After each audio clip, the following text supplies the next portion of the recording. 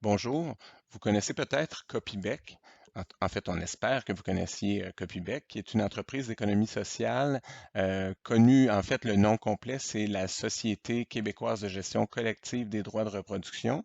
Et c'est donc une entreprise qui a pour mandat de gérer la distribution des redevances aux auteurs pour le compte de nombreuses maisons d'édition du Québec, franco-ontarienne, etc. Et qui a une entente avec le ministère de l'Éducation et de l'Enseignement supérieur, finalement, pour la gestion des œuvres et des droits d'auteur en contexte scolaire.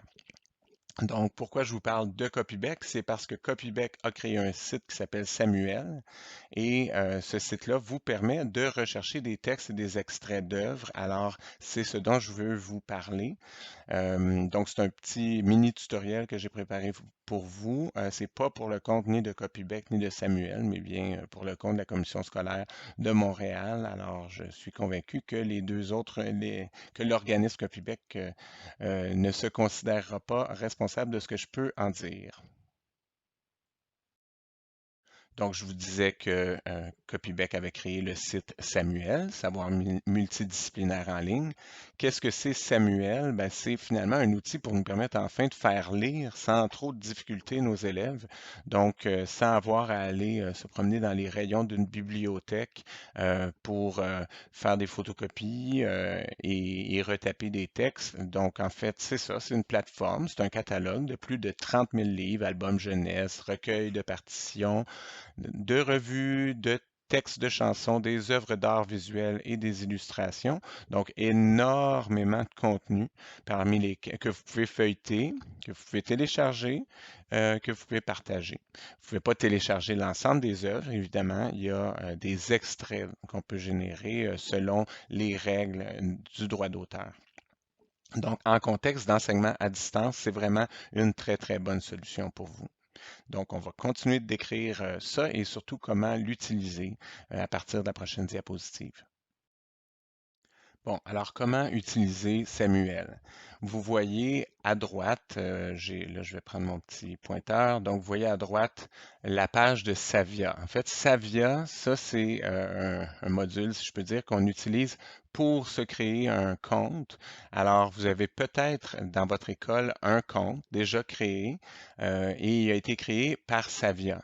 Mais une fois que c'est fait, il ne faut pas accéder à Samuel en utilisant ça. C'est présentement, il y a des difficultés techniques, c'est temporaire supposément, mais on ne peut pas y accéder à Samuel de cette façon-là. On ne sera pas capable de feuilleter les documents, de générer des extraits. Alors, on vous invite à ne pas débuter une session en vous connectant là, si c'est ce que vous aviez l'habitude de faire par le passé. L'adresse à utiliser, c'est celle-ci. Donc, accéder directement à cette adresse-ci. Je vous invite à la regarder, à la prendre en note. Et puis, aux prochaines diapositives, on va voir une fois qu'on est là, qu'est-ce qu'on fait.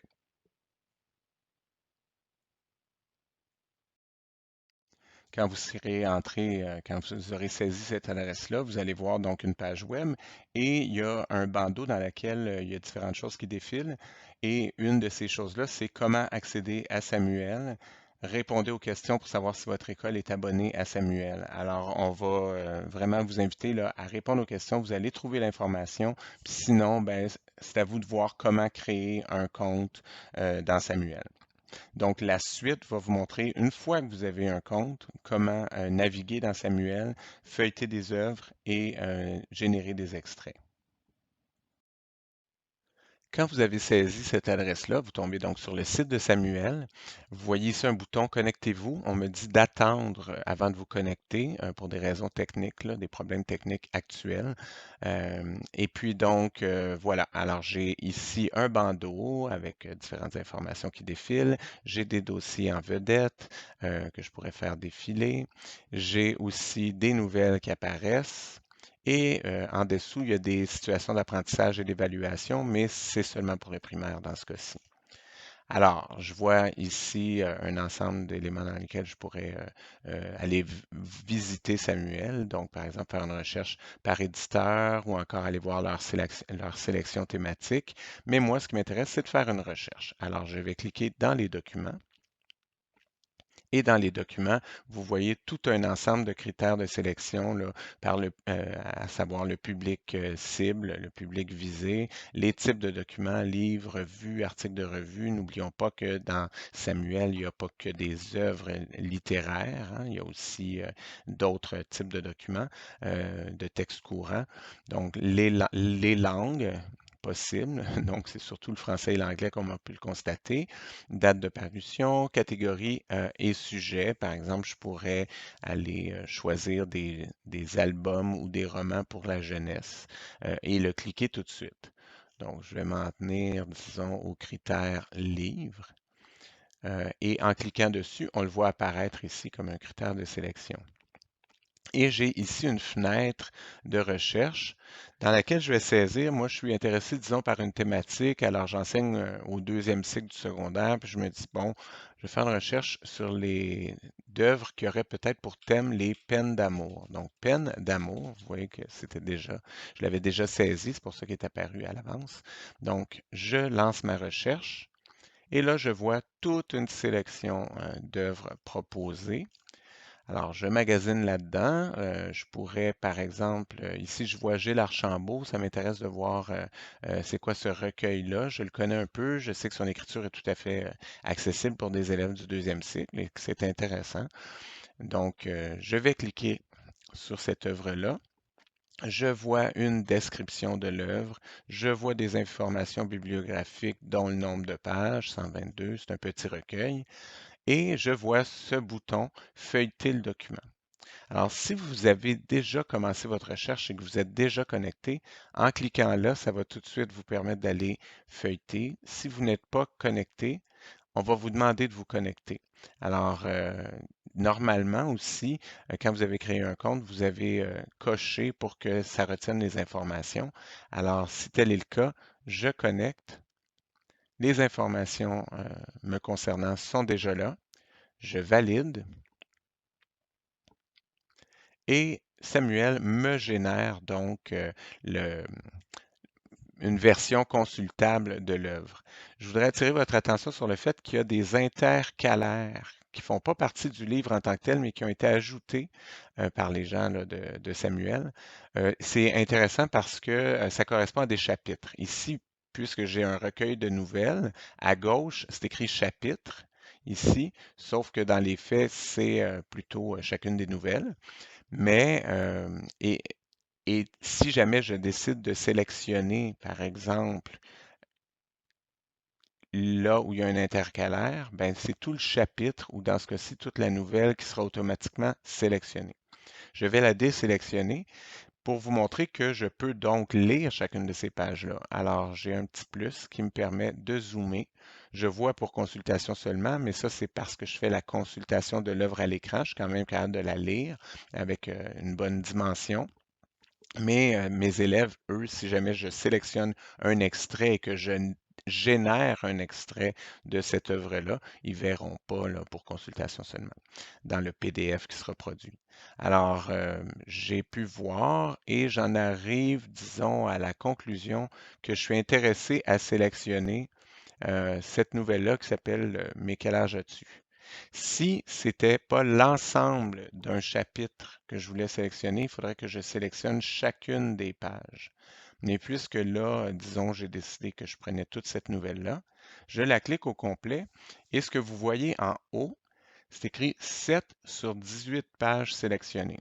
En fait, c'est quoi ça? C'est que dans cette œuvre-là, compte tenu de son nombre de pages, compte tenu de la limite de 15% de pages que j'ai le droit de sélectionner dans une œuvre littéraire, je vous rappelle que Samuel, c'est fait par Copybec, qui gère finalement, qui est un gestionnaire des droits d'auteur.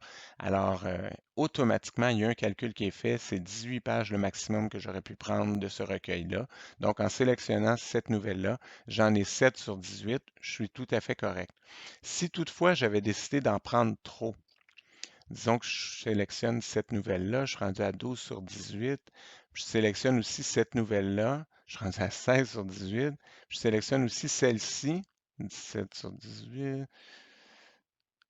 Ah, là, ça m'indique trop de pages sélectionnées. Alors, comme ça ne générera pas cet extrait-là. Donc, vous n'avez pas besoin de faire des calculs infinis pour savoir si vous dépassez ce qui est autorisé parce que c'est fait automatiquement. Alors, je désélectionne ce que je ne veux pas garder et comme je vous disais, je conserve cette nouvelle-ci. Et maintenant, je vais être prêt à générer mon extrait. Donc, suivant. Et là, on voit ici toutes les pages que j'ai sélectionnées et je dois maintenant saisir des informations qui sont finalement une déclaration aux fins des droits d'auteur pour pouvoir déterminer finalement quelle redevance sera versée à quel auteur. Donc, je dois ici indiquer le nombre de destinataires. En l'occurrence, dans mon cas, vu que je suis enseignant, disons que je suis enseignant, c'est le nombre d'élèves. Alors, je pourrais y aller un après l'autre avec les petites flèches, ou encore, je sais que j'ai trois groupes de 30, donc 90 destinataires. Et là, j'ai le numéro de cours et le professeur. Ici, il n'y a pas d'astérisque, donc ce n'est pas des informations obligatoires. Par contre, ça peut être utile, là. Donc, numéro de cours, c'est le 132 406, hein, le code matière. Le professeur, donc Jean-François Tremblay. Maintenant, le groupe, ça, c'est obligatoire. Alors, ça pourrait être le 412, mais j'ai trois groupes, donc 412, 413, 414. La matière, c'est français et le type de support. Alors, si j'étais en classe et que je voulais faire lire un extrait papier, je cliquerais là-dessus. Mais puisque je suis en téléenseignement ou en enseignement à distance, donc je vais cocher sur numérique. Et là, on va me demander d'indiquer quel support je vais utiliser pour l'enseignement à distance. Il y a courrier interne ici, mais normalement, moi, on m'a dit qu'on n'est pas censé partager les extraits générés par courrier interne. On m'a dit qu'on peut les mettre sur l'intranet. L'intranet, c'est la plateforme, par exemple, que vous utilisez pour votre classe. Pensons à un Teams de classe ou encore pensons à un SharePoint auquel on donne accès aux élèves. Donc, c'est le type de choses que vous pourriez faire. Maintenant, vous pourriez aussi dire, ben, dans ma leçon, moi, je vais regarder trois paragraphes ou deux pages et je vais faire une lecture interactive dans un PowerPoint. Je pourrais cliquer ça. Donc, disons que je sais que je vais demander aux élèves de lire ça avant mardi. Alors, je clique sur Intranet parce que je vais le déposer. Et je sais que je vais faire un retour sur des bouts de ça avec les élèves. On va observer des phénomènes textuels, littéraires, linguistiques dans des extraits. Donc, je vais travailler avec le tableau numérique interactif, la version à distance, là, le poste de bureau de mon tableau interactif. Alors, je coche là-dessus aussi le niveau scolaire secondaire 4. Et l'année scolaire, ben, là, dans le système, il y a l'année en cours et la suivante, parce que je peux être en planification pour la suivante. Alors, 2019-2020, j'ai tout rempli. Le bouton Générer votre extrait est devenu vert. Je peux cliquer dessus. Et là, ça me donne comme première information, c'est en train d'analyser ma déclaration et ça dit la déclaration est acceptée. Et ensuite, ça génère l'extrait. Donc, j'attends que ce soit fait. Et je vois télécharger l'extrait. Donc, tout s'est bien passé.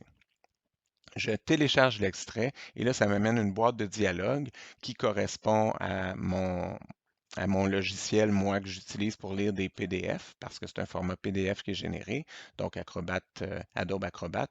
Alors, j'ouvre, j'irai l'enregistrer ensuite dans mes dossiers pour ne pas le perdre, mais ça va me permettre après ça de le glisser dans la plateforme numérique. Alors, la première page n'est vraiment pas très belle, mais je vais rapetisser un peu.